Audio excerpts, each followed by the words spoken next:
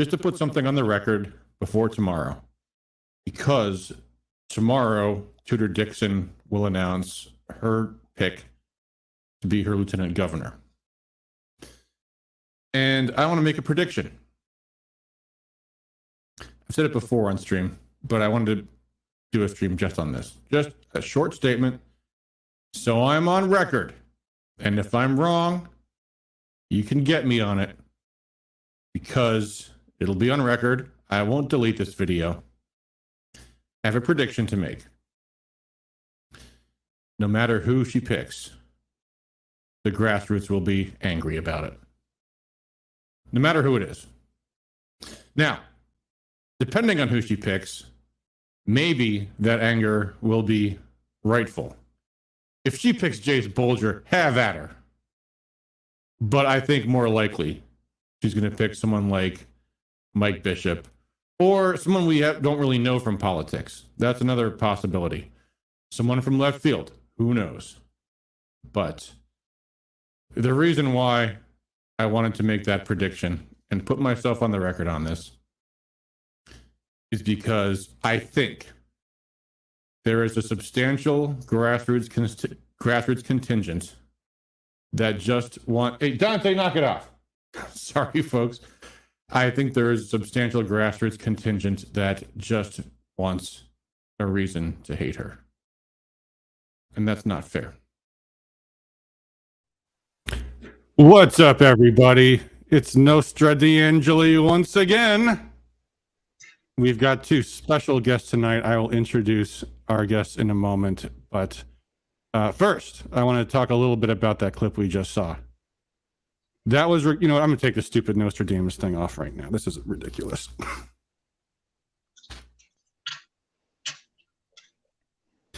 It's a good gag, but yeah, that beard is pretty irritating. So anyway, yeah.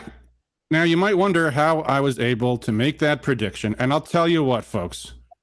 When it was announced that Tudor Dixon's running mate was going to be Shane Hernandez, one of the most conservative members in the legislature, an absolute champion, a rock star on all of the issues that we care about, I thought, ooh, I may have to eat crow on that one. I promised I wasn't going to take that video down, and I might be completely wrong, because surely the grassroots is going to embrace Shane Hernandez.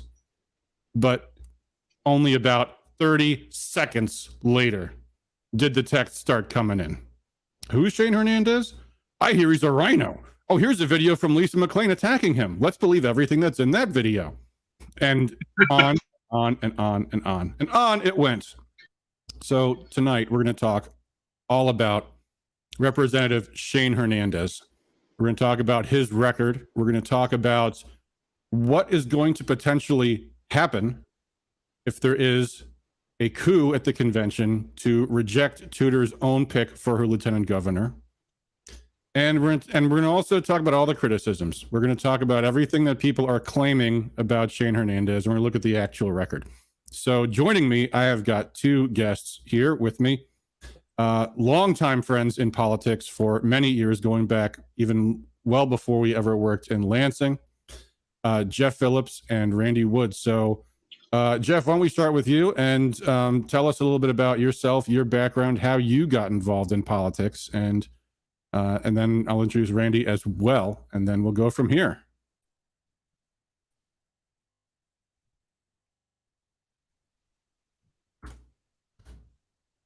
Jeff, you there? I started in 2012 actually with you, Adam, when the Ron Paul campaign was running. Can you hear me? Yeah, we hear you. Yeah. But anyway, I started in 2012 back then, and very quickly, Shane Hernandez and I both got elected to the 10th District Congressional Committee of the Republican Party leadership, and had a chance to spend 2 years sitting there at the table with him with that committee, and I could get to know what he was like and what made him tick there. But over the years, I've always known him to be a very strong grassroots activist that stood strong on the. He ran for state representative, and he. Yeah. We're losing you a little bit work here, in Jeff. Lansing, and I took over taking care of constituent relations and scheduling and all of that kind of stuff. And We're hearing you kind of I'm coming sorry. and going a little bit. I wish this thing was a little better. Well, I'll tell you what I did here. So you got involved in the grassroots. Okay. Well, anyways, I okay. All right, now we're kind of running into each other a little bit here. All right, tell you what, Jeff, maybe you can do something about your internet situation. In the meantime, Randy, why don't you tell us about your background and in particular working for Shane in the legislature for the entire term? Yeah, thanks, Adam. Thanks for having me on. I got involved in politics while I was over in the desert during Operation Iraqi Freedom. I was in the Air Force at the time, and Ward Churchill was saying on television how America was at fault for 9/11, and basically, all of the world's ills are basically everything the Democrat Party is saying today. And I decided to get up, do something about it, went to the computer. That started a 20-year career in politics. I met Shane after I'd worked for the Donald Trump campaign. My business partner, Scott Hagerstrom, and I ran the 2016 Donald Trump campaign here in Michigan. And we won, surprisingly enough. And we're the only people that have actually won a statewide for a Republican presidential in the last, 30 years in Michigan. But after that, we were doing some consulting work, and I met Shane Hernandez because I was trying to recruit him to run for state rep. I'd heard there's this crazy, Tea Party conservative who wanted to basically reduce the size of government and wanted to, give him hell in Lansing, and he was a firebrand. And so I met with him, was like, hey man, we need people like you in the legislature. He thought I was kind of half joking at the time because we'd never met before, but fast forward, I ended up working for him his entire time in the legislature. Got to know him very well. And he's a stand-up guy. And I'm going to push back a little bit when you say that grassroots people are upset, because I've yet to speak to anyone today. I've been on the phone all day trying to get to the bottom of this, and I've yet to speak to someone that can tell me how anyone is going to go against Shane at convention or who that would be. So I'll look forward to this conversation. Yeah, we will definitely get into it. By the way, welcome everybody. I am seeing everyone's chats on Facebook. Hello, Barry, Tony, Stephen, Patty, Daniel, Shane. I know that's really you, Shane. Mindy and everybody else. I am not seeing any chats on YouTube. So if you're watching us on YouTube, feel free to send us a chat and check in. If people in YouTube are chatting, let me know. And I see we got a lot of people actually also watching on Rumble. We do have our Rumble chat open as well. So everybody feel free to chime in and ask any questions you want from Randy and Jeff or me. But I think, Randy, to your point, so first of all, interesting. So you and Scott Hagerstrom ran Trump's campaign in Michigan. Hey, Ryan, I see you on YouTube. All right, good. So we are live on YouTube. That's good. We never really know with YouTube. It's kind of touch and go with YouTube. But yeah, Shane's background, and I remember because you and I both came to Lansing at the same time. The three of us all did. Yeah. I was working for John Riley, and you guys were working for Shane. And Shane was from the get-go. I mean, in the hardcore conservative club. I mean, no question about it. We started a little group, like a little sub caucus of conservative staffers working for conservative bosses. And like the only people that came in regularly were like you guys and Steve Johnson's staff and, a couple other people here and there. But we were the ones that were always, seeing what can we do to go after the liberals and what is the establishment up to this week, and like sharing what legislation to watch out for and everything else. But yeah, tell us a little bit, guys, about like what was that? I always appreciated you doing that, Adam. I said, Adam, I really appreciated you organizing. That was really nice. A great thing to do. Oh, well, gotcha. And thank you. And I should say, what seems to be happening is it like pauses your video and then what you're saying later comes in a couple of seconds later. So I'm trying to keep up with everybody, but this is how technology works. So I apologize. Yeah, Patty P says Jeff is on dial-up. Well, I mean, internets can do strange things no matter what kind of connection you've got. And yet people in the chat are all being supportive. So that's great to hear. I'd love to debate anybody. I know I've gotten some text chats from people who are sharing certain things. So if nothing else, we can, I can pull out my phone and go through what people are saying. But yeah, tell us a little bit more, guys, about, because Shane, I think it was in his very first term, he was chair of the Transportation Committee. And in his second term, he was the chair of the Appropriations Committee. So let's first talk about transportation, because that was a big thing. Like, I remember in 2015, the talk of the town was, we have to raise taxes. We have to raise more taxes. We have to spend more money on roads. That was proposal one in 2015. That was everything was going off about we got to bring more money for the roads. So what was Shane like working on chairing the Transportation Committee? Well, Shane did what he does whenever he approaches a task. He started asking questions and started gathering information to where he could assess the situation. He found out very quickly that the more questions he would ask, the more pushback he would get from MDOT. There were times when we were asking very simple questions. Hey, give us a list of how many facilities you own in the state. Give us a list of how many vehicles you own in the state. Give us a list of how many aircraft you own in the state.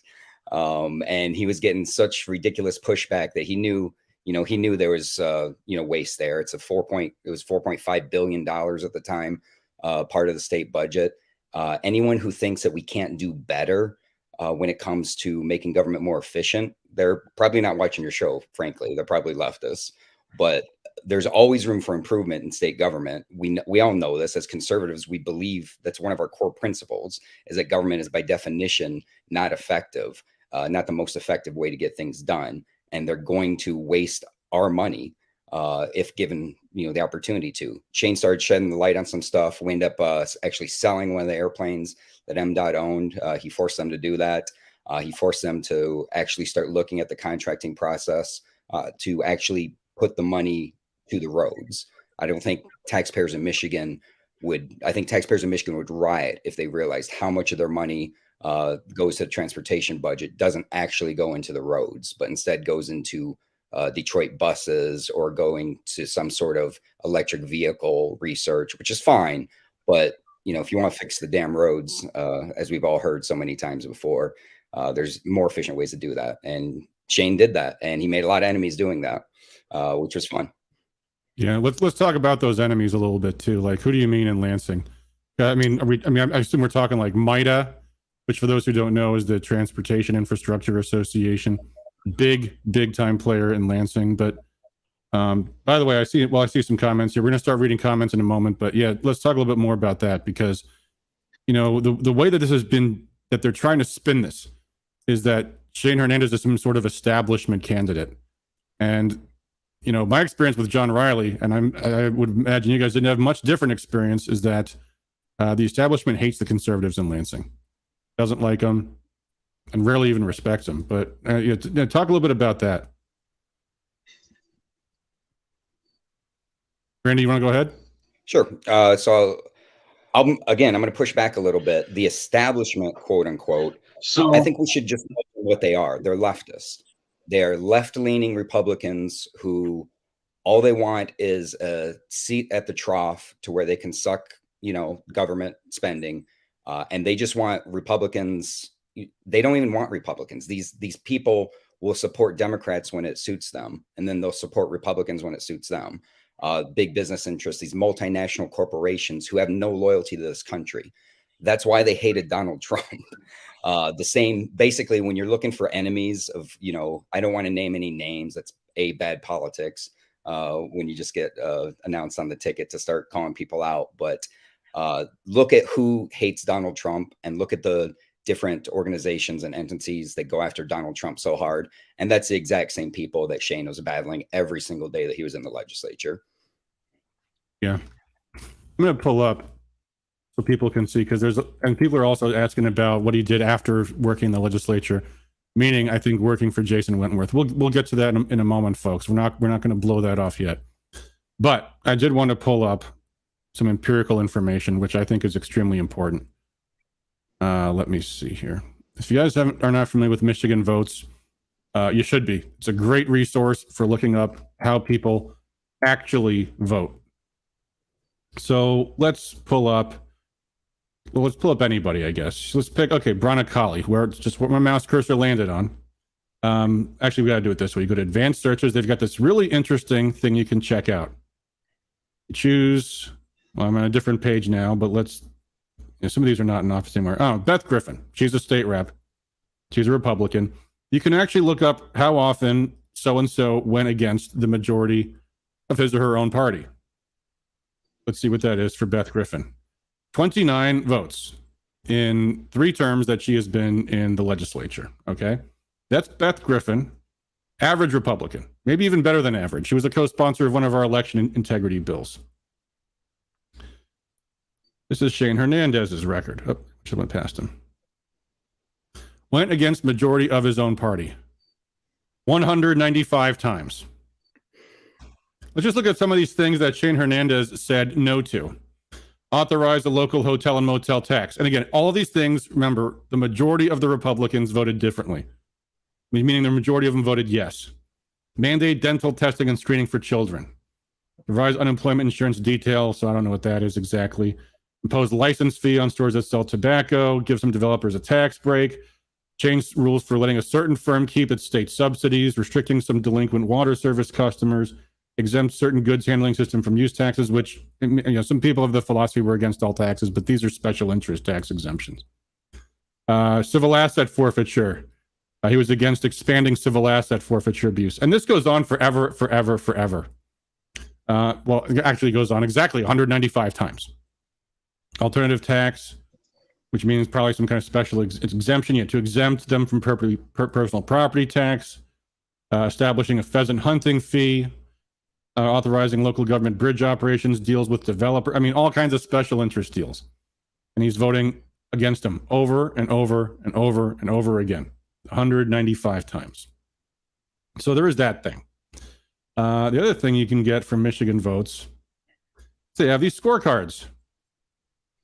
Anybody can make them. And they've got these different ones. State House rankings. And you see Merce News makes them every year. There's a Freedom Index one. Let's just randomly look at this one. He was in office at this time. And we'll sort by the score. Where does Shane Hernandez show up? Oh, the very highest one on that page. Wait, is this, like maybe this is the Senate and this is the House or something? Yeah, these are all senators. The very highest score. He got the highest score. He was the most conservative one on this scorecard. Let's look at another scorecard. Merce News for House, 2018. See how Shane did on this one.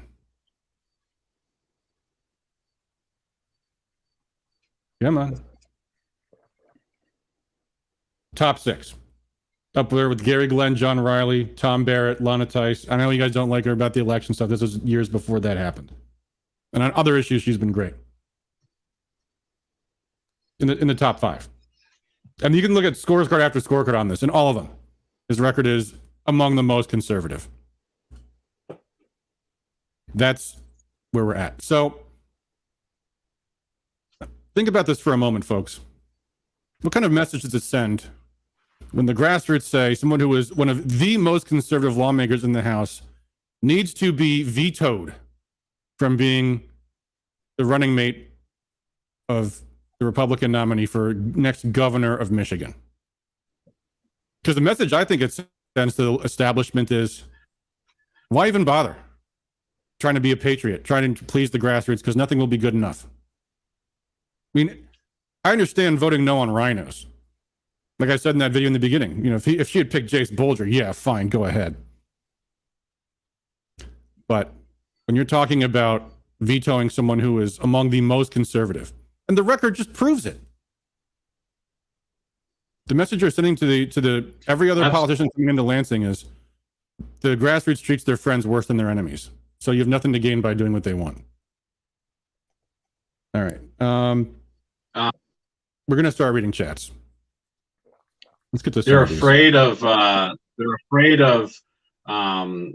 kryptonite of Lansing, that it kind of destroys everyone who walks in the door, and they don't know what happened to Shane. They don't know if that happened to him. And I think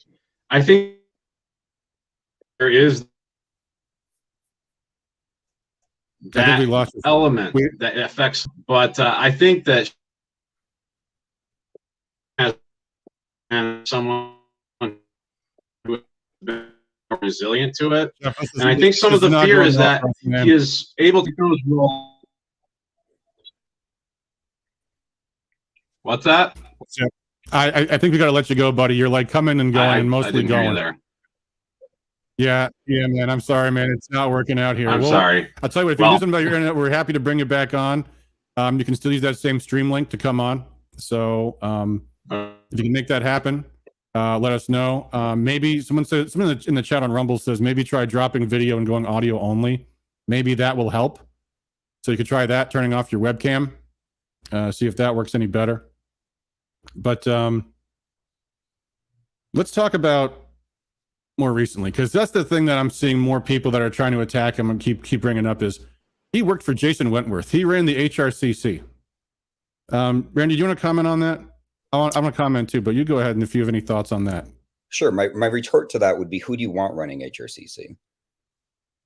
I mean, seriously, Shane was a conservative legislator. He was offered a job as a staffer working for Jason, who a lot of us had a lot of hope in Jason in this term, and we thought we'd get, maybe a little different things that we have. But, Jason's a Republican Speaker of the House, and Shane was offered a job for working for him. Why wouldn't he take that job? Why? I don't understand the mentality that we want conservatives to be marginalized and we want to be on the outside looking in. Like there seems to be some people that just want to throw stones at the, big white building down in Lansing. I don't want to throw stones at the building. I want our people inside that building actually making laws. I want people inside that building actually leading us to a better, more prosperous state. Again, I cringe when I hear you say grassroots are fighting us on this, because I don't know who these grassroots are. Yeah, and to be fair, because there's a lot of people in the chat who clearly are on our side on this and are sensible. And I'm not talking about the grassroots. I'm talking about the ass roots. I'm talking about the guys who, as I said in the video, they really just want to be angry, and it's like nothing's good enough. And honestly, like I actually like the fact that this is how we do it in the Republican Party. I like the fact that we don't just the Republican Party just doesn't tell the Republicans at convention what's going to happen, that we all actually participate in this process. That's great. I love it. Yeah. I love holding these people accountable. But again, I've yet to speak to someone, been on the phone all day since I heard this is all going down, about, who is if there's going to be anyone that they want to run against Shane, B, why, what good does that do anyone? Tudor Dixon is Donald Trump's pick for governor of Michigan. She's Donald Trump's pick for governor of Michigan for a reason. She knows what she's doing. And to second guess and to play Monday morning quarterback to Tudor Dixon and Donald Trump, I'm sorry, I don't think I'm qualified to do that. And I would challenge anyone that thinks that they're qualified. Amazing. It's amazing these people who had never even heard of Shane Hernandez 3 days ago now are the experts in political tactics. I mean, what do they think is going to happen if the convention delegates veto Shane Hernandez in place of, of course, the obvious person that would be challenging is, and we'll talk about that in a little bit, is Garrett Soldano. Garrett Soldano's been traveling across the entire state. Before the election, attacking Tudor Dixon. Now, being fair, that's what you got to do when you're running a campaign. I get it, but the time after that is to unify. I mean, if the delegates, let's just call them the delegates, overturn Tudor Dixon at the convention. I mean, number one, that makes her look it makes it look like the entire party is completely divided and doesn't support her. Number one. Number two, people are going to ask, how can you work with him when how can he support her when he just overthrew her own pick to be running mate? Well, and to be fair to Garrett, I have not seen anything where he's publicly said that he's going to challenge. No, but he's saying he's thinking about it. Last I saw, he said he was going to pray about it and talk to his family, as is every politician's right. Every politician has to say that. when people come to you as supporters, say, I want you to seek an office. I believe he's probably doing that right now, and he's probably going to come to the conclusion, what good does it possibly do? No. Again, it'll be suicide. So you have to remember, folks, also, it's not even just the governor race. You understand the governor's at the top of something called a ticket? Right. That's damaging your nominees for Secretary of State and Attorney General. Didn't the grassroots fight hard for them? What do you think's going to happen if the nominee for governor's own pick for VP is damaged? You think money's going to come to Michigan the way it would otherwise? It's going to hurt. It's going to hurt Christina. It's going to hurt DePerno. It's going to hurt every single Republican candidate for state House and state Senate. Sure. And again, I wouldn't understand what the end game is. The end game is that we have someone that supports Trump as lieutenant governor, but the Trump candidate, who's the governor nominee in Tudor Dixon, doesn't get to make that decision. That makes no sense at all. And I think that's why I think this has been way blown out of proportion just because it's fun. I'm enjoying the heck out of it, as I'm sure most of the people watching this are as well. But I think it's just a lot of smoke. Because I think this comes down to wishful thinking from people like Tim Skubick and the media, wishful thinking from some consultants. I think they're going to make money off of this. But I've seen no indication from people I respect, the grassroots people I respect, who've been on the front lines for the last 20 years fighting against, I will call them leftists. I don't call them establishment anymore, because Donald Trump is the leader of this party. Donald Trump is the president. He's our president. He's going to be president again when he runs again. I'm sure everyone here is going to support him. We are going to take over, and we are going to actually get things done. With Tudor Dixon in there, she's not going to stand by and play reactionary. She's going to actually fight the left, and she's not going to fight fair. She's going to win. She's going to win just like Trump wins, because she's a winner. That's what she's going to do. Yeah. I mean, some of the things and let's address some of these. So, okay. In fact, someone just posted. Here's one. I'll handle this one. He was treasurer and the biggest donor to Tom Leonard's attorney general campaign. So what? Tom Leonard was, first of all, the most conservative Speaker of the House we've had in years and years. And one of the most honorable. Leonard took care of all the conservatives. He gave Shane Hernandez the chair of the Transportation Committee. He took care of John Riley. He gave Michelle Hoarding a chairmanship. As freshmen. You may not like Tom Leonard because and my concern with Tom running for attorney general was he wasn't running an aggressive enough campaign, and that's a minor thing, but that has no bearing on his integrity at all. Tom Leonard fired the corrupt staff at the HRCC the day he was to become speaker. I'm sorry, Randy, you go ahead. Well, I was going to say, and I don't understand when this became an issue of we have a primary, and after the primary, we have to hate the other people. The Republican Party that we've all been fighting for the last, at least I've been fighting for the last 20 years, we're inclusive. Like, I would have supported Reagan in 76. Guess what? The next election cycle, he won. There's nothing wrong with that. There's nothing wrong with having a primary. There's nothing wrong with this stuff. It's just, give me a reason to have one, and then we can debate it on issues. Lisa McClain, who beat Shane for Congress, is a friend of Shane's. They don't have a problem with each other. They probably would have ended up voting the same way 95% of the time. Has she made a statement yet, by the way? Do you know? Because that was something the media was talking about. Is when is she going to support Shane?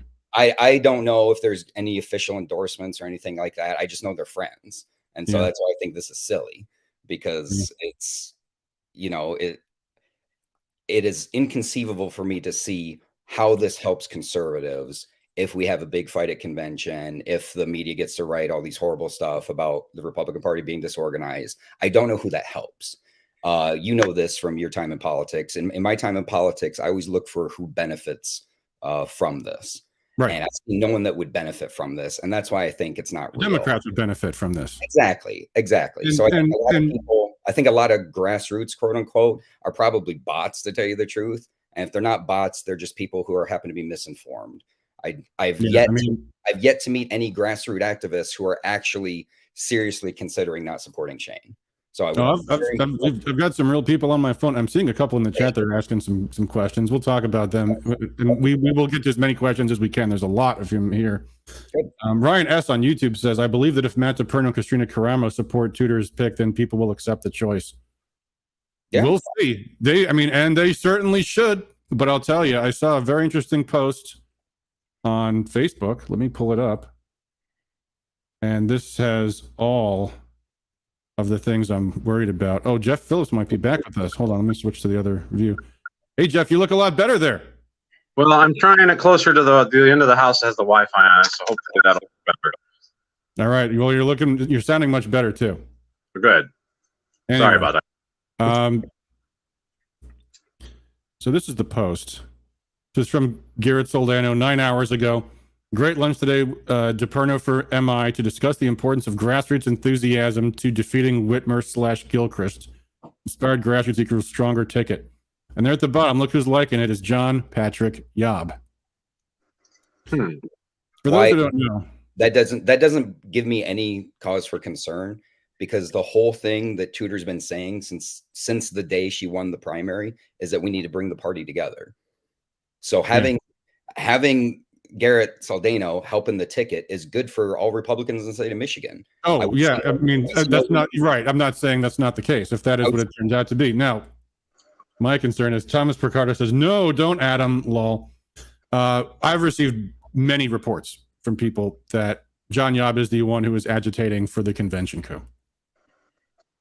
Many. And Yob was, in fact, Matt DePerno's campaign consultant. So there may be something happening here. I guess we'll know soon. I hope this is nothing, but we'll see. Yeah, and for those who don't remember, Yob was the campaign consultant first for James Craig. Then he ditched James Craig to work for Perry Johnson, and then both of them got disqualified from the ticket for not having enough valid signatures. Which, if you're someone's campaign consultant, you ought to be verifying their signatures. But maybe Yob has some sour grapes about not having a horse to ride in this governor race. And for those who don't remember, going back farther, John Yob was Rick Snyder's political consultant. He's the one that got Rick Snyder the nomination way back in 2010. He was an absolute rhino when he was in office. So if we're playing guilt by association, folks, and Shane Hernandez worked for the speaker. My gosh.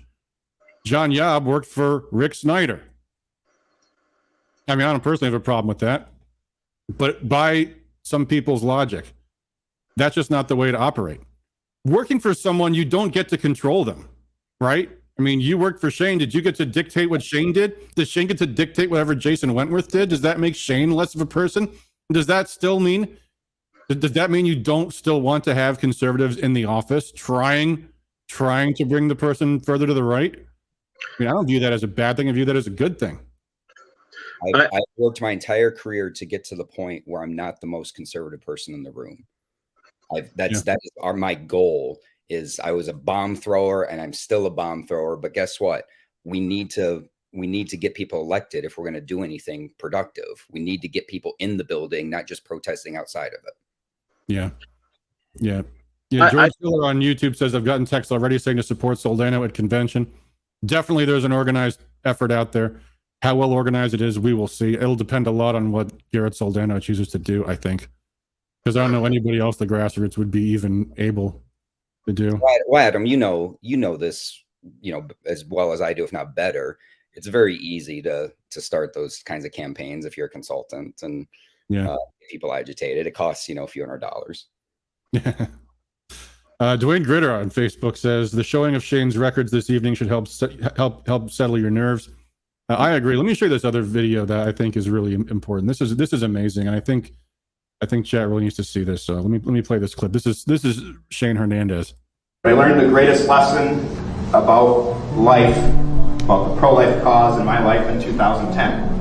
Because I used to be somebody who would argue, well, that life is valuable because it may grow up to, that could be the child who cures cancer, that could be the child that invents this and does that. Those arguments are fine. The lesson I learned in 2010 from my first son passing away at 37 hours old Because that isn't why life is valuable.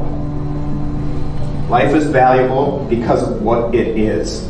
It is a life created in the image of God.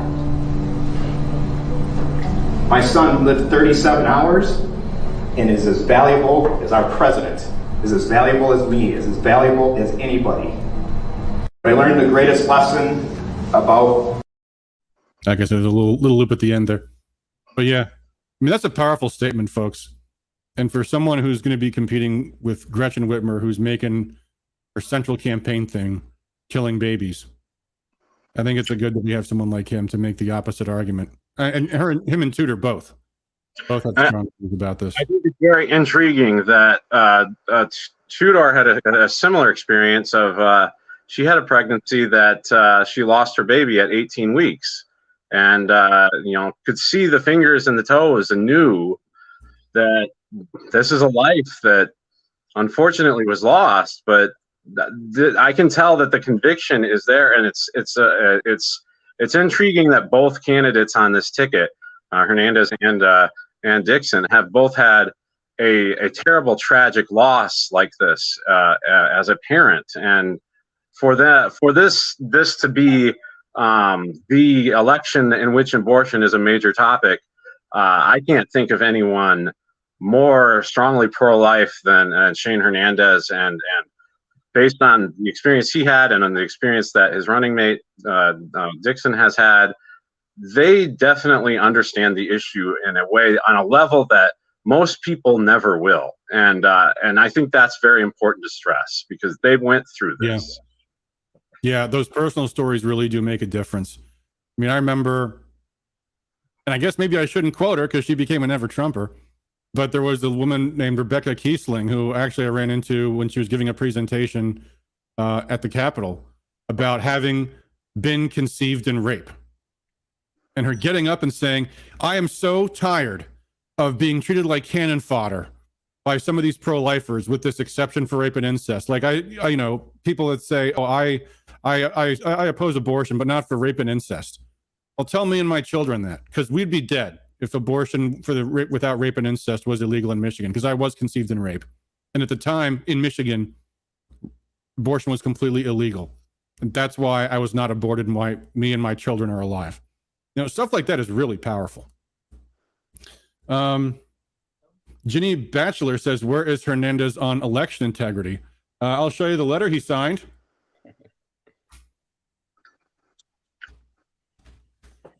I gotta find it. It's on my Twitter feed someplace. Let me look. Oh, by the way, folks, speaking of that, be sure to like and share and subscribe and sign up for our YouTube feed and all that good stuff. I always forget to mention that, but it really does help. We get more people watching when we mention that. So yeah, if you like our discussion, be sure to share. And the comments certainly help. But so does liking and sharing. Here's where Shane Hernandez stood on election integrity. He signed this letter. Here, let me put it this way. For immediate release, December 9th, 2020. The 2020 general election in Michigan was one of the most monumental in living history. We have seen record levels of turnout, record levels of civic engagement, and thousands of voters who reached out to the legislature to demand a thorough investigation in order to improve transparency in this election. There are also high numbers of eyewitnesses who have written, signed, and executed affidavits alleging voter fraud. Credible witnesses have made allegations that implicate our poll books, records, processes, and more. There are numerous irregularities that have been witnessed and a variety of claims that must be properly investigated by the legislature to fulfill our duty to the public to ensure the integrity of our elections. The people of Michigan deserve fair and transparent elections. We, the undersigned, are asking for a complete forensic assessment to the satisfaction of the adverse party, that be the Republicans, conducted impartially by a bonded, nonpartisan third-party corporation for the most contested counties as guaranteed in Article 2, Section 4 of the Michigan Constitution. The assessment must include more than a mere recount, and so recount will be limited only to ballot boxes that are balanced and sealed. We want to see the quote-unquote unrecountable precincts in Detroit. We asked for a vote on a resolution to grant the Oversight Committee subpoena power to compel any person necessary to appear before that committee to answer questions related to the Michigan elections, to address irregularities, chain of custody problems, statistical anomalies, among other things. We also demand the immediately halt to the destruction of any election materials, including electronic materials. Under relevant law, the county clerks are authorized to start destroying the records of ballots after 30 days from the date of the vote was certified by the canvassing board, which was Monday, November 23rd. Time is of the essence. By the way, federal law extends that a lot farther. This work must be started and completed immediately because of its implications for our state and our country. Signed. And there's, looks like 10 people's signatures, no, 12 people's signatures on it there. 11. And there's Shane Hernandez is right there in the middle of the right. State Representative District 83. There might be more pages of signatures than this, but that's the relevant one. There's his signature. So that's Shane Hernandez's opinion on election integrity, folks. Oh, here we go. Here, you guys want to comment on this? Matt says, bingo, less than a month left before he was scheduled to leave office. So what's he going to do? Sign up before the election? That's Let me read some Rumble chats. We've got a bunch of them on Rumble. Let's see here. Wiki says, okay, so what makes you think even if we unite that the machines won't put Whitless back into office? Because it's not that easy to rig an election, folks. You can't just do it by magically hacking into a voting machine. Every single precinct is counted separately. That's not how that works. It works with absentee ballots, works with ballot harvesting, forging of signatures, applications being mailed out where they don't go. All those things contribute. But not to be too philosophical, but what else are we going to do? Is that person suggesting by their comment that we do nothing and we don't fight back? Yeah, there's that who benefits question again. Personally, I'm going to fight back. If the gnomes of Zurich can hack all the election machines and the results are completely fictional, then what's the point of knocking on doors or doing anything? It's an excuse to not do anything. That's what they want you to do, is nothing. Pieman says, literally the logic behind not unifying behind Tudor is ridiculous. Whitmer is easily the worst governor I've ever seen. People who are completely against about Dixon. Yeah, I mean, I even before the running mate issue came up, I mean, it's like, I fully understand if the candidate is a true rhino, then then the thing to do is either don't do anything or, just keep it negative on the Democrat, attack Whitmer. If you don't want to say anything nice about the Republican, that's fine. But intentionally going out to try to damage the Republican ticket so that you improve the odds of Whitmer being elected is completely illogical to me. I don't see what at all that accomplishes. I don't know why we thought, or why some people thought that there was even an option that Tudor would pick a leftist or a rhino. She's Trump's pick. Trump endorsed her for a reason. She's the real deal. Yeah. DM Nowicki now says, did you not see 2,000 Mules? I don't think you saw 2,000 Mules, because if you did, you would know that was all about ballot harvesting and nothing about hacking. But anyway, and yeah, you can steal some votes with ballot harvesting and stuff like that. You can't steal every single one. So yeah, does vote fraud happen? Of course it does. It's another hurdle. It's just the way it goes. Yes, Smith Ard Tube says, if the machines control all, how did Trump win in 2016? Good question. Let me try to go back and read some older chats. We've got a bunch of them. I'm not going to be able to read everything. But let's see here. Hold on. Let's see. Let me try to find somebody else. Liberty Liz says, Trump supported Dixon. What kind of deal was made in the Michigan Rhino Party for that to happen? We can unify and all that, but the MI GOP is filthy corrupt. Hernandez is the, hold on, just scrolled off of me. Well, anyway, what do you say to that one, Shane? Did the MI GOP make Tudor Dixon the nominee? Are you no. There's no shame here, but today. But no, I mean, the people of Michigan voted, and that's where we're at. I mean, we don't seem to understand. A lot of people out there don't seem to understand that the Republican Party doesn't pick the candidates that are on the primary ballot. They don't pick the governor candidate. The people do. And so you have a lot of people who maybe have voted Democrat in many different races, but in this particular race may have voted Republican, and maybe they're not considering that. But that was a choice that was made by the people of Michigan, and it's the choice that we have to move forward with. So to blame certain leaders in the party, that doesn't make any sense, because they're not the ones controlling who votes or how they vote. Yeah. Matt Petrie says, did we get a real forensic audit because a letter was signed? Well, no, but that's not what Shane Hernandez has the authority to do as one of 110 state representatives. You know, the problem wasn't the people that signed the letter. The problem is people that didn't sign the letter. When you put out an official statement like that, you think the Democrats aren't going to attack him for that? You think the Democrats are not going to call him an election denier? You think there wasn't a political price to pay for putting his name on that letter? He chose to do it anyway. We're supposed to support the candidates that stand up for the things we believe in, not the ones that don't do anything. Right.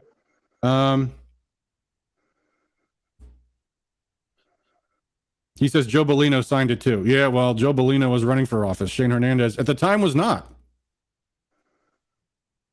Let's see.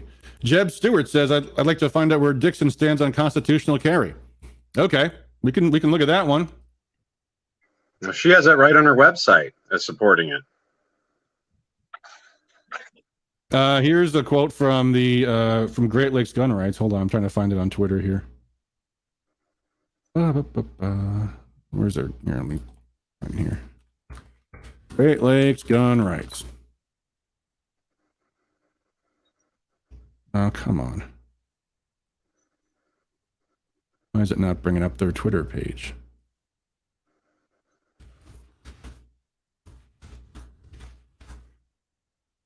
Oh, here we go.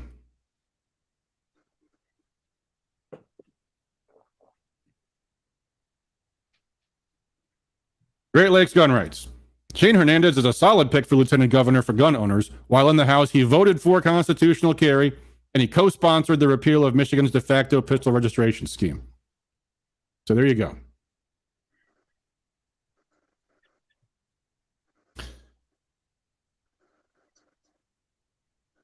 Jeff Pohl says, my preference would have been Ralph Reban as the most eligible running mate, but it looks to me like the legislative experience of Shane Hernandez would indeed bring better odds of kicking Whitmer out.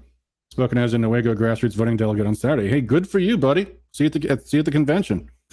Yeah, you know, people are trying to attack him for being chair of the Appropriations Committee. That is a huge asset. He knows where all the bodies are buried in the budget. Absolutely. And as you mentioned, of course, you know, his big thing in the budget was stopping the gas tax increase. Well, and it's going to be very exciting. It's going to be very exciting when, you know, Governor Dixon gets in there. She's going to be able to present the first draft of the budget to the legislature. This is the right that all governors have. And Shane's going to have the experience to be able to say, hey, we can trim some fat here. We can trim some fat there. It's going to be great. And instead of not being subordinate to House leadership, Tudor Dixon is now the 800-pound gorilla in the budget negotiations. Or the queen bee. Yeah. And yeah, that's probably better. And assuming Republicans hold both chambers, the Democrats will be absolutely, completely cut out. Correct. And if anyone can screw things up, it's the Republicans. Yeah. Roswell Barranco says Trump endorsed Tudor Dixon. So what does that prove? He also picked Christopher Wray and Jeff Sessions. How did that go? Yeah, that's a fair point. But what does it matter? I mean, as opposed to Trump not endorsing somebody. So Trump endorsed Tudor Dixon, so we should oppose her? That's not even logical. Well, I guess any person Trump ever endorses, we should vote against. I mean, it's exactly what I was saying earlier, folks, before this even happened. There's people that are looking for an excuse to hate Tudor, and there's nothing she's going to be able to do about that. Now, with any nominee she picks for lieutenant governor, now with anything she does, anything she says. When I'm very curious, like I said, Adam, I'm very curious to talk to these people that are going to hate Tudor no matter what, because I would love to hear what their alternative is. If their alternative is 4 more years of Whitmer, I would love to hear that logic. Yeah. And you know, the argument for not supporting the lesser of two evils is that way the politicians have to go along with your agenda more. And that makes sense when you're not voting for the lesser of two evils, because the lesser of two evils is the rhino. When the person you're voting against and withholding your vote from is Tudor Dixon and Shane Hernandez, the lesson the political class isn't learning is we need to be more conservative. We need to be less conservative, because nothing will please these people anyway. So what's the point? All it does is cause us to lose elections, because now the establishment doesn't like us and the grassroots doesn't like us. one of those two sides we can actually get love from. And it's going to drive all of the politicians into the establishment's arms. It's going to accomplish the exact opposite. If you set yourself to the standard of nothing the politician will ever do for me is ever going to be good enough, then that's where you end up. And in the process, of course, 4 more years of Gretchen Whitmer, possibly Dana Nessel and Jocelyn Benson also. You think our state can survive that, folks? I doubt it. I mean, when we started the Rescue Michigan Coalition, the first thing we said was, we have to put Gretchen Whitmer out of power, come hell or high water. Because if people who are allowed to lock down our states, committing the most violent deprivation of civil liberties imaginable, can still win re-election, then they're going to do it more and more and more and more. I mean, that will be the new high watermark for tyranny. That will become the new normal. Unflippin' believable. Yeah, Penny Kreider says our children cannot endure 4 more years of this evil. I agree. Shannon Vind and Bosch says Brandenburg. I mean, first of all, yeah, the Constitution Party or Taxpayers Party, or whatever, aren't going to get more than 3% of the vote or something like that at the most. But secondly, what about Donna Brandenburg? You think she's been vetted? Shane Hernandez has a record, an outstanding legislative record. You know who doesn't have that record? Garrett Soldano, Donna Brandenburg. You could say, for that matter, Tudor Dixon, but her choosing Shane Hernandez is the first thing she's done. That says something. It says a great thing. All right, what else do we got here? I don't know how much longer we want to go. Shane Trejo says Oz for Senate. Yeah, well, and like, see what's happening, folks. So, Pennsylvania's a sad state. Have we been able to pin down anyone that thinks that this is a bad pick and what they suggest the alternative should be now that going forward? I could. I don't want to start naming names on the air, honestly, because I not could naming their names. I'd just love to hear the argument as to what is the end game by going against Shane at the convention, which I don't believe will happen. I mean, tell you what, folks, we'll do a show sometime this week, and I'll have an open invitation for anyone that wants to have a debate about this. In fact, chat, I mean, I don't have an easy way for chat to invite themselves on the show on stream. So just use our contact form on rescuemichigan.com. I'll get the emails. I'll look through them before our next show. And I think we'll be doing a few shows this week, folks. Sure. And again, this is why I love being part of the Republican Party, is because we get to have these debates. And so, Adam, feel free to pass along anyone that wants it, pass along my phone number to them. I'd love to talk to these people because I've considered myself grassroots for the last 20 years. And I have yet to talk to anyone that actually thinks that they're going to oppose Shane at convention. I've heard rumors of Twitters, but I don't consider that real because I actually know the people that are involved in grassroots politics, as do you, Adam, as do you, Jeff. And I'm not seeing it. I see some people in the chat saying that we had asked about Tudor Dixon's position on gun rights, and yet I gave them Shane Hernandez's position on gun rights. Here it is, folks. After the primary, still on record, Tudor Dixon is a constitutionalist and supports constitutional carry. Now, if you don't think that's a strong statement, I got to tell you, years ago, the NRA didn't support constitutional carry. They had to be shamed into it by groups like the National Association for Gun Rights and Gun Owners of America. Constitutional carry is like the litmus test for how seriously people take gun rights. Stephen Gulsey says, I've got names. I've talked to Ron Armstrong. Yeah, I've got some names too. We'll see. So, what else do we got here? Cal Decker says, thank you, gents, for doing what you do here. It's nice to actually hear some logic, cool, common, collective discernment about all this. Keep forward and conquer the moment. I appreciate that, Cal. Thank you very much. I don't have any more of these we want to read tonight, but I'll try to keep on going. I don't know how much time you gentlemen have. If you need to leave the call, just let me know. It's fine. We understand. We appreciate you guys taking the time to come on. Adam, I just wanted to make a couple of comments about Shane. Yeah, please. I think a lot of the grassroots delegates that don't know him very well and don't know his track record, they're running scared in that they don't know Tudor Dixon and they don't know what Shane is going to be doing with her or which side he's on. And I think that what what I really want to convey is that Shane Hernandez is somebody who stands on principle in his policy decisions, but knows how to work with people and knows how to negotiate very well and earn the respect of even those on some of the lesser respected wings of our party.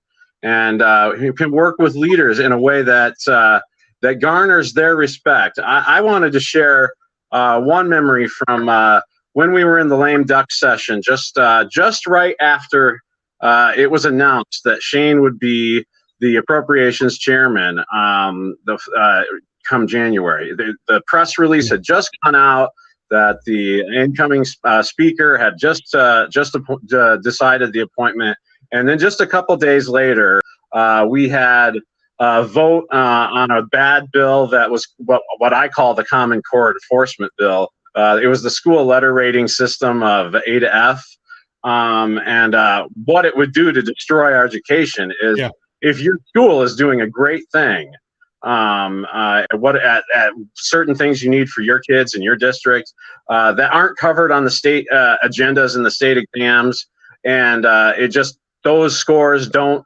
reflect some of the great things that your district is doing because it's just not part of what was covered on them, then your school is at risk of getting a lower letter grade under this terrible legislation.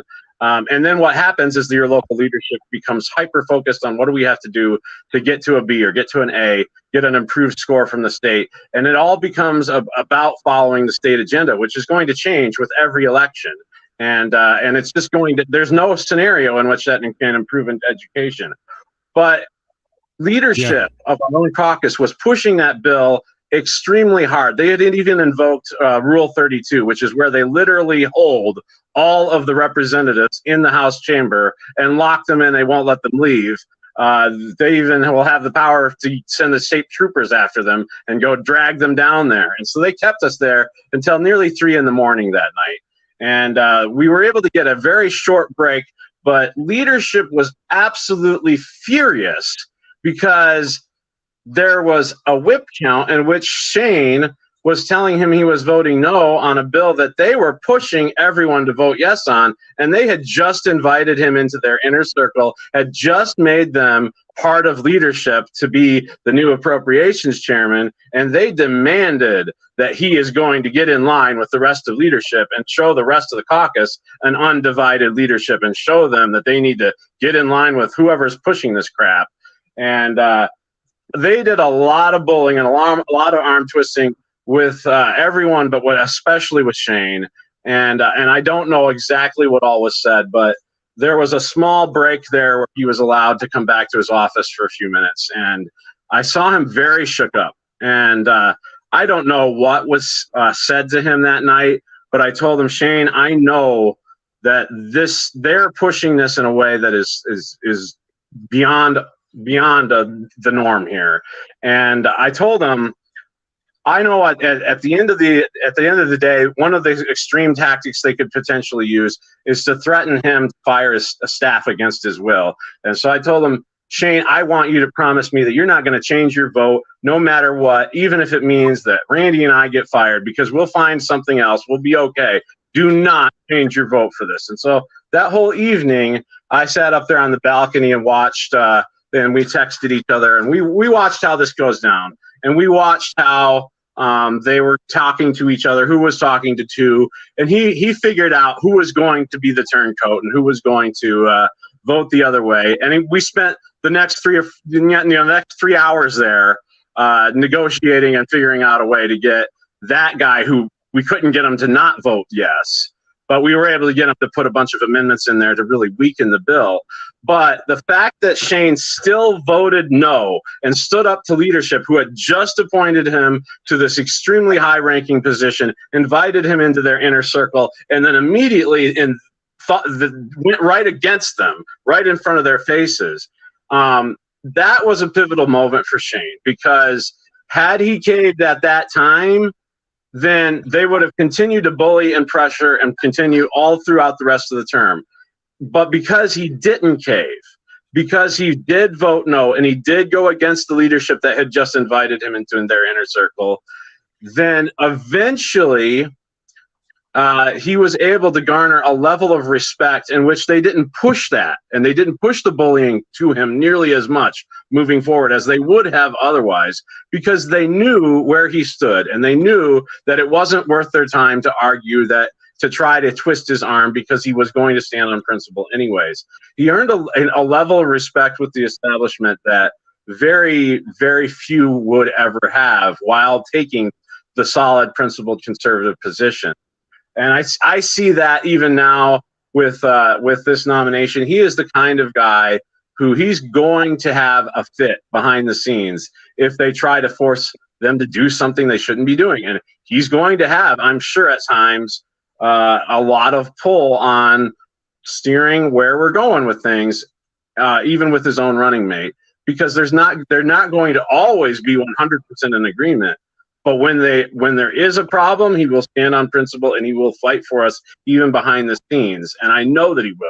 In fact, I know that he already has. So I think that needs to be stressed, that he is a fighter even while he's working with the leadership. He's also a fighter against the leadership to stand on principle, on record, on everything.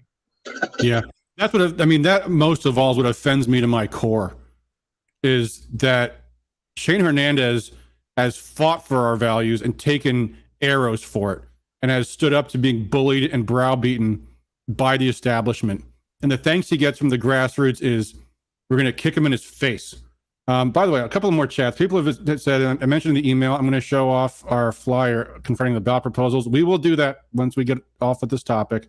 And then you guys, if you want to stay, you're welcome to. You don't have to. We're going to look at our flyers of the ballot proposals. We are going to get to those. A couple of other comments in the chat.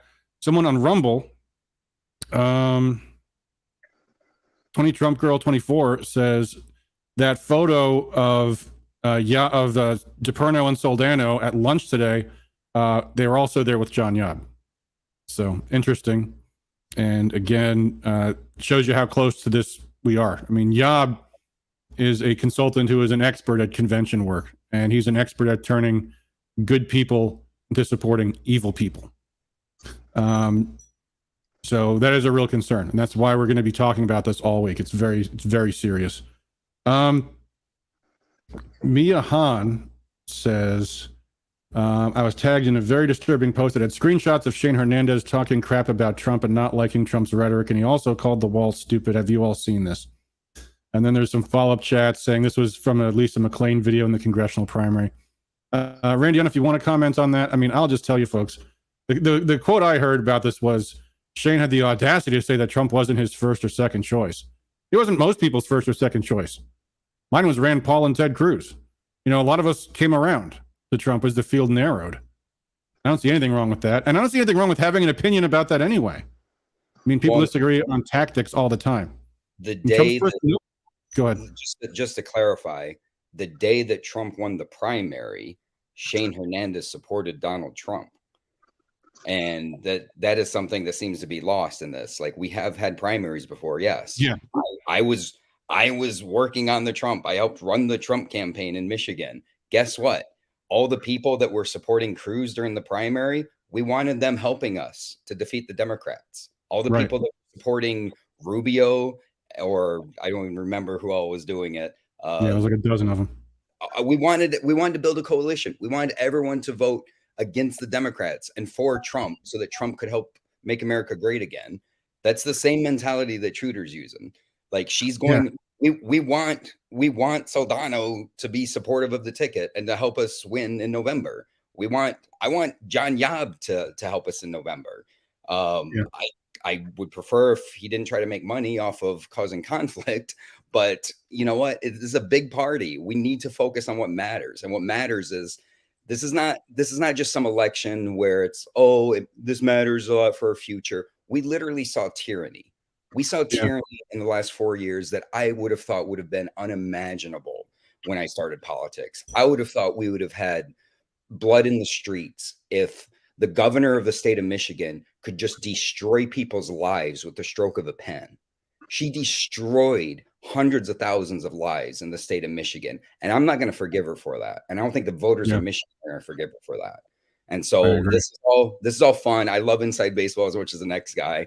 I could talk political strategy forever, but I have yet to hear any coherent argument that why giving President Trump's nominee a loss at the beginning of her political campaign is good for any conservatives. To me, it's good for the establishment. In my mind, I'm not a conspiracy theorist, but who would benefit the most from having Donald Trump's nominee get shut down at convention? I think it would help the establishment much more than it would help any Trump supporters.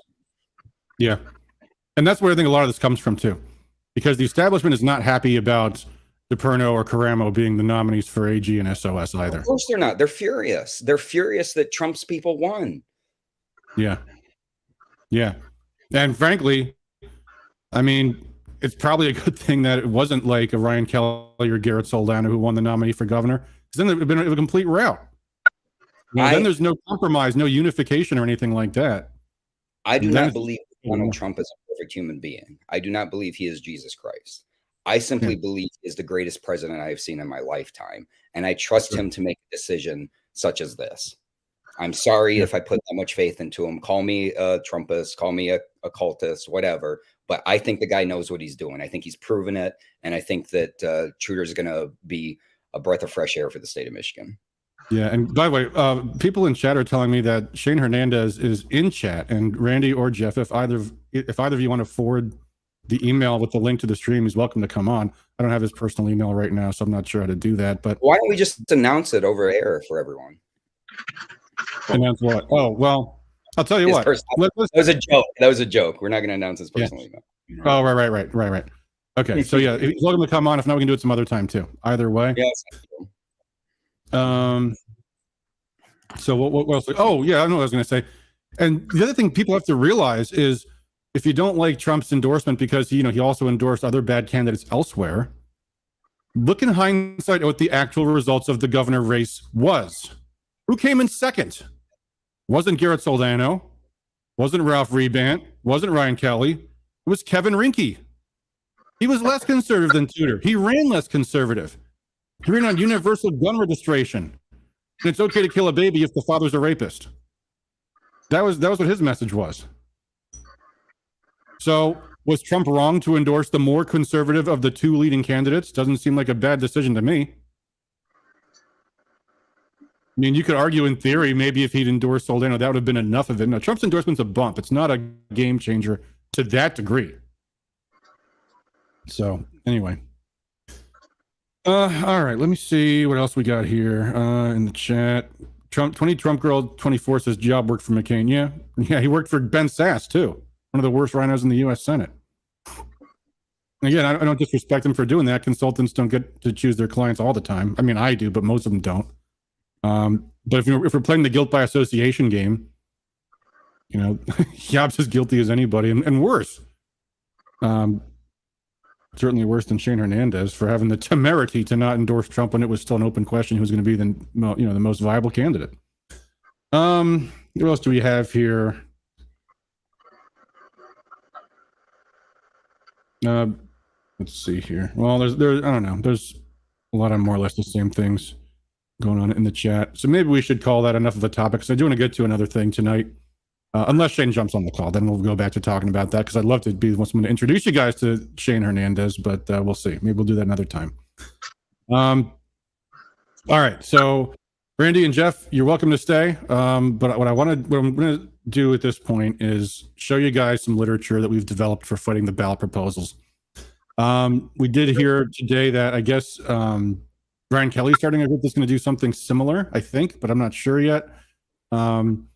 And of course, all the pro-life groups are fighting the abortion proposal. I haven't seen any literature from them just yet. To all of them, I say the more the merrier.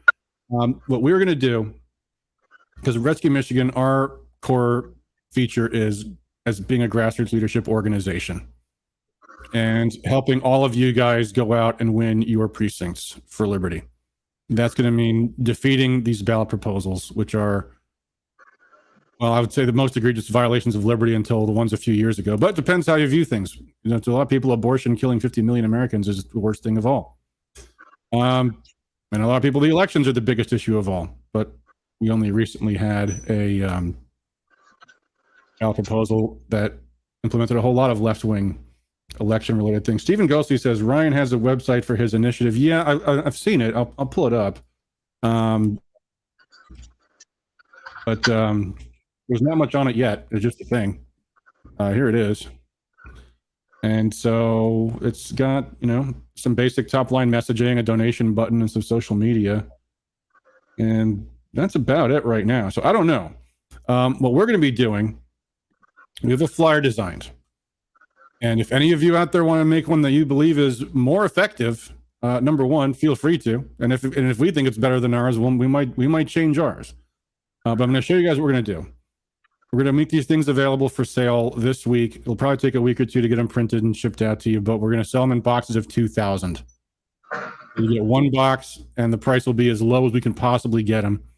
Talking to my print guy, the price of paper has gone up a lot, so it's going to be probably something like 5 cents a piece. But he said at the time, my print guy says the price of paper can change any day, so we can't promise, but we're going to make them pretty much as low as we possibly can and ship them directly to you. By the way, just a quick comment on this. Obviously, all the pro-life groups are focusing on the abortion aspect of this, and it looks like Ryan Kelly is also talking about this. One of the things I think we're really overlooking is the bit about sex changes for minors without their parents' consent, because that's in there. And there's some people who are not pro-life, but who are very much against that. So that's not something to ignore. That's something to spotlight. Doug Davis has Merge did a report about the abortion proposal that it may not make it on the ballot because they didn't use enough spaces in the language. I bet it will. We have liberal courts, so let's hope so. But we're operating on the presumption that this will be put on the ballot. So all right, let me close this, and I'm going to need a second to open up my open up a window here so I can show you what these pieces look like. We did a survey to ask what people thought about the question of should we keep the abortion proposal and the election proposal on separate pieces, because they are kind of different issues. But most people said that they wanted it to be both. And also, but I'm seeing some more people making comments about how the people saying there's more errors on the abortion initiative. There's a good chance it won't be approved by the Board of Canvassers. We'll see. There's also a chance the court could order the Board of Canvassers to put it on the ballot, the way they did with, what was that one? There was one that just happened with recently. Can't think of it right now. All right. I need to pull this up already, so let me do this. I will show you guys. We will start with the with the vote scam side. Well, I don't know. What do you think we should start with? The pro-life one or the voter one? Let's start with the voting thing. I will pull this up on screen, and I'll try to make it as big as possible. It's still going to look small because it's on your computer screen, folks. I have printed it out, and the text is a good bit larger than newsprint. So here is, oh wait, that's not it. Hold on, let me stop screen and share a different screen. And let's do it this way, I guess. It looks a little smaller. Maybe I can zoom in, I think. So first I'll read it to you guys, and then I'll explain why we did this a certain way. The first thing people are going to say, because all political consultants say this, is it's too many words.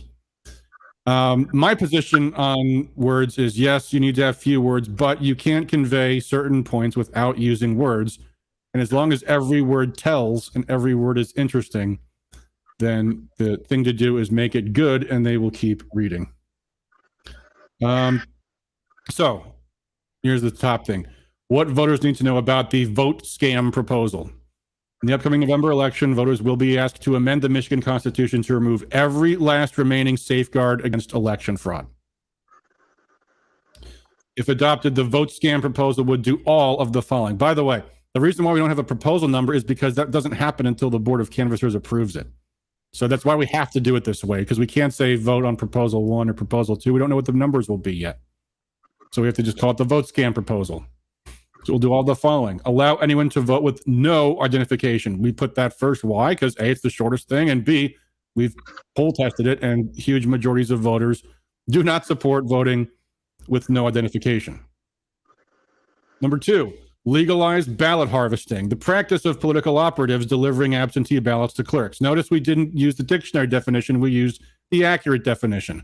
Political operatives taking absentee ballots to clerks. Nothing could prevent them from steaming open the envelope and altering the ballots in any way they choose, or just throwing them away without being detected.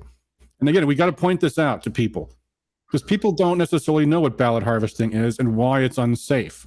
So we have to say it. So can we not use that one? No, we have to. Allow private entities to fund electioneering operations under color of government. This one I cut short because we'll use fewer words if we can. So there you go. Number 4, require that polls be open for at least 10 days. And then, that's something voters might not understand. So like, I explain what the problem is. Makes it totally impractical for citizens to perform the essential functions of poll working and poll challenging. If your election's 10 days long, folks, you're going to stay at the polls for 10 days to make sure everything's on the up and up. Require ballot drop boxes in every municipality, allowing ballot harvesters and traffickers to deposit their manipulated ballots without detection. Dismantle the audit process by prohibiting opposing parties from participating and ensuring the process is fair. And number 7, allow every voter to be registered automatically, to automatically be mailed an absentee ballot in every election without asking. Ballots could be stolen at any point. Vote history is public record, so it is especially easy to steal ballots from inactive voters without complaint. Then we have a key New York Post article, which I often cite to because it literally shows how this has happened in the real world. It's a convicted vote fraudster explaining exactly how they steal elections.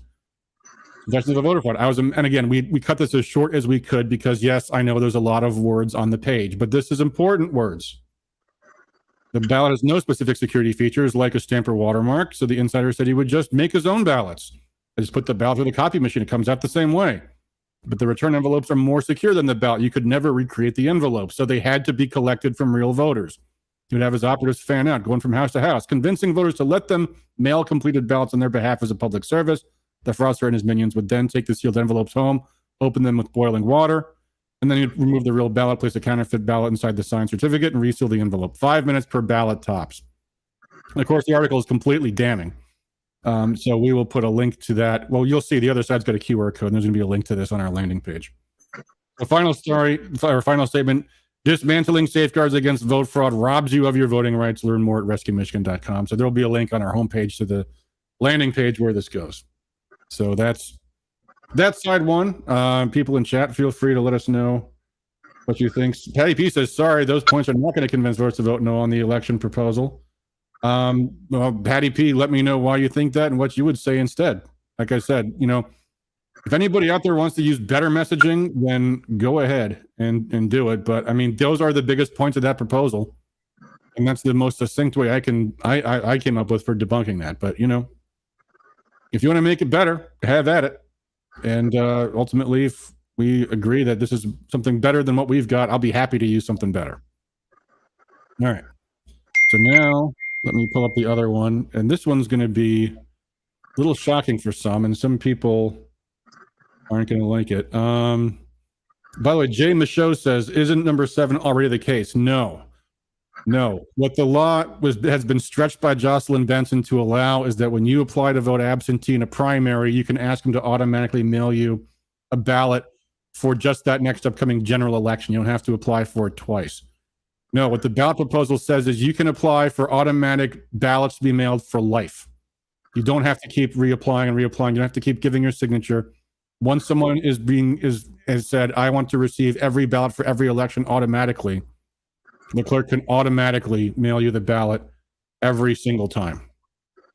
So that's side one. We may, by the way, for anyone that does want one that's just elections and not the abortion one, or vice versa, to get just a one-sided flyer, because some people might prefer that, because they are different issues. But I think the more you can get on one piece of paper, the better. So now let's look at the other one.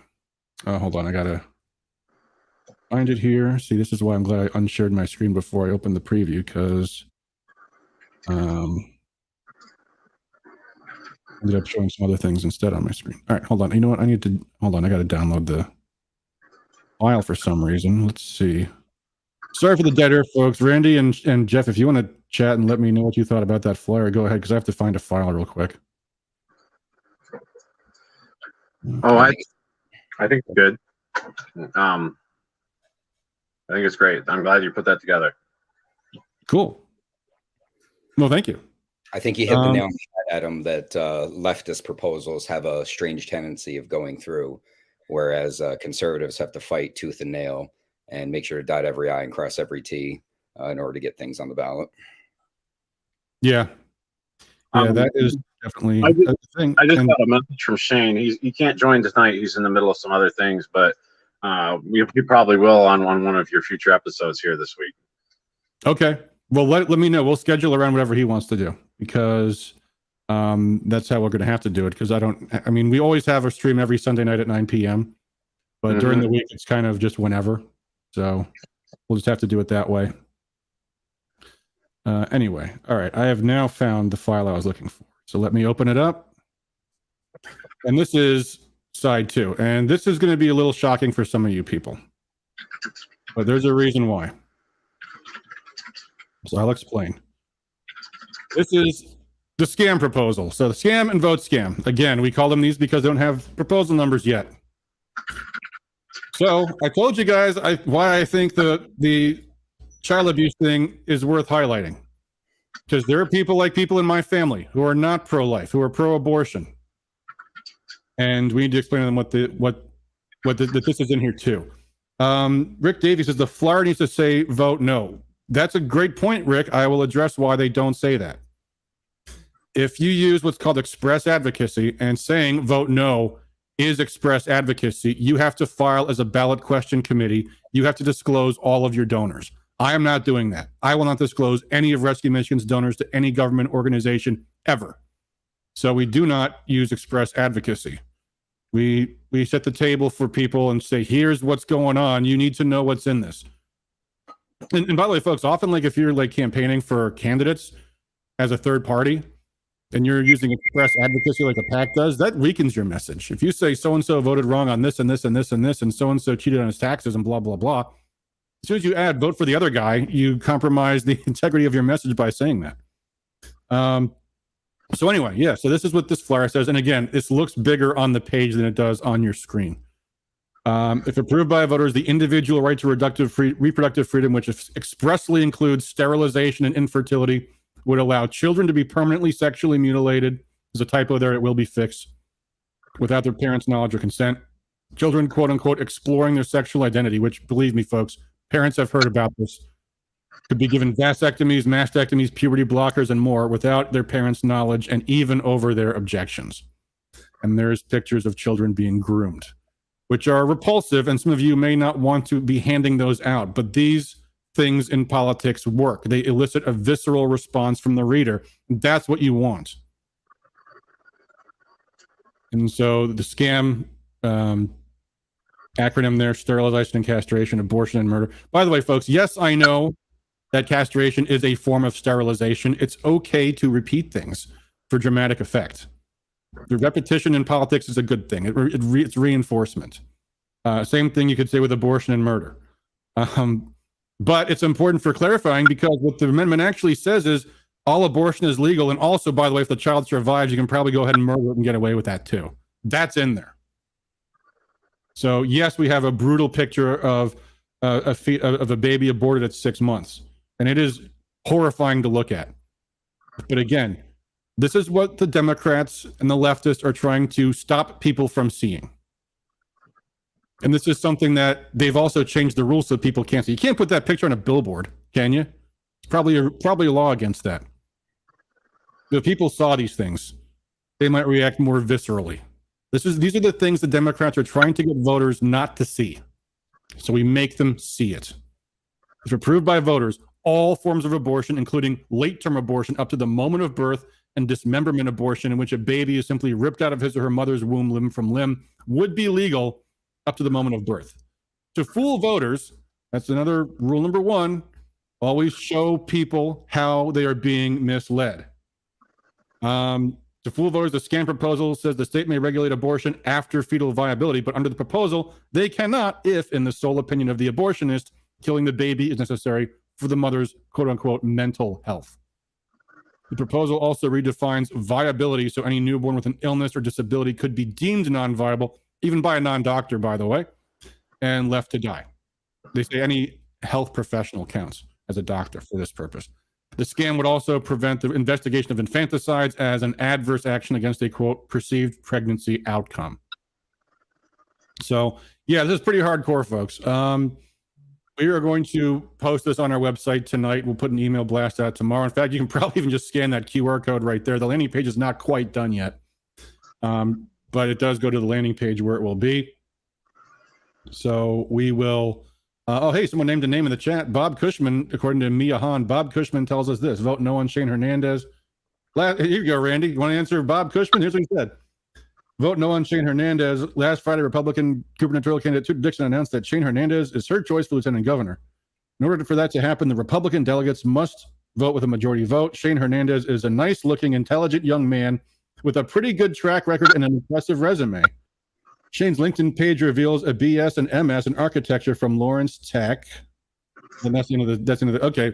So I don't know why Bob Cushman can vote no on Shane Hernandez for that, but I think it goes on. So That sounds like a pretty good endorsement to me. yeah, I mean, if there's a second half of that post, let us know what it says. Right.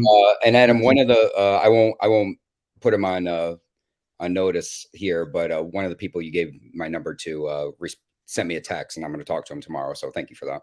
Oh, cool. Because I'm serious. I've been an activist for 20 years.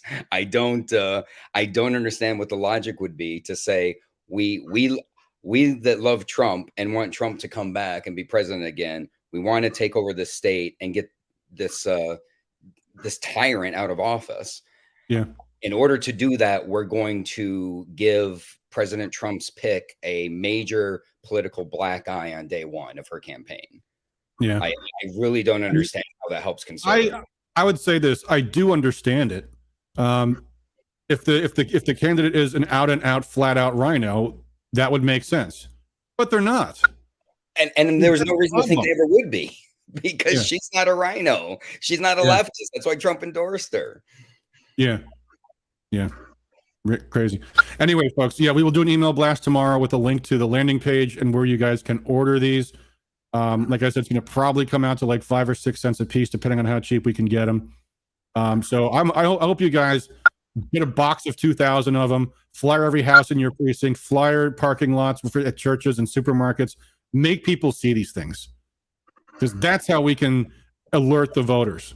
Because you know who's not going to do it? The mass media. You know who's not going to do it? Anybody else. Okay, some people are talking about doing it too.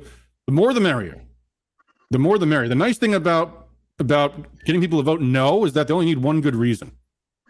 So getting someone to like you, I mean, as we just saw talking about Shane and Tudor and all this, all I got to do is recite a million different things, and someone's going to go, "Oh, I don't like that," and you lose them. But for the ballot proposals, yeah, you hurl everything at them over and over again, and people are like, ugh, perform, vote no. Yeah, Stephen Ghosty says your dentist could perform an abortion on you. Yeah, that's true, and that's on our landing page too. We actually. We do give them credit for it, because we basically just took all of the it's right to life's pack on the ballot proposal, where they really do a good legal argument, but we do put some stuff front and center, namely going again first with the child sexual abuse stuff too, because that's a big thing. Patty P said absentee ballots go out September 23rd. I think, want to get the word out before then. Yeah, I mean, we're doing this as fast as we can. We will be putting these up tomorrow, and hopefully getting them out to you as fast as we can. So. There you go, folks. So look for that email, and let me know your thoughts on those. If you want, just rewatch our video later and send me some feedback. Again, the style is provocative, but it's that for a reason. Barry Doherty says the scam is good, but I'd want to use it at church and may not be able with the graphic. Might work in a toned down version. We'll post the PDF too. If you guys want to make your own, that's fine.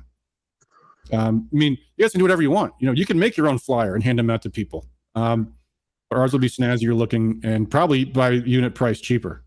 Mindy says, can we get the digital? Yes, we will. We will have that for you folks tomorrow. I promise. So, all right, folks. Well, we've had a pretty busy stream tonight. This is, I think, actually probably have more viewers on this stream than anybody else. Let me go back and just check that we don't have any comments on Rumble I want to address. I got some people saying very good, informative, great. Callaghan says they automatically sent me an application without my request. Yeah, under the law, currently third parties can still do that. That hasn't been locked down yet, but not creating. There's a difference between the application and the absentee ballot. Callaghan says waiting to hear from Hernandez before the election. You will. if not on this show, on others, and maybe even get a call from Shane Hernandez personally. I think that's what his plan is, to call them all. Pyman 5000 says the ballot proposals, I would argue, are more important than the governor race. Yeah, it could be. And these are pretty bad proposals. Could be, unless your family business was destroyed because of this governor's actions. Yeah. This governor has blood on her hands. There are people that would be alive today that are not alive because they couldn't go to the doctor during this COVID shutdown. This is ridiculous. This is wrong. This is tyranny. So I understand that this is, political inside baseball, and we all have our own opinions, but make no mistake, if we continue down the road we're going, we're going to have tyranny. That if not now, when are you going to fight back against this? Yeah. That would be my argument. Yeah. Curtis Michael says, may I use it on my campaign for Congress? You certainly can.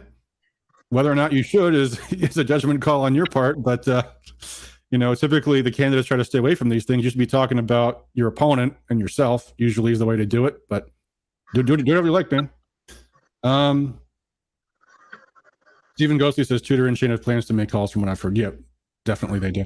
And going back to Randy's point, everybody has different ideas about what the most important thing is. And I've heard all of it. Ann Coulter says the immigration is the most important issue. People tell me all the time the elections are the most important issue. Everyone that's pro-life tells me the 50 million babies are the most important issue. People say foreign policy. There's nuclear annihilation threat going on in Ukraine right now. We go where our passions take us, folks.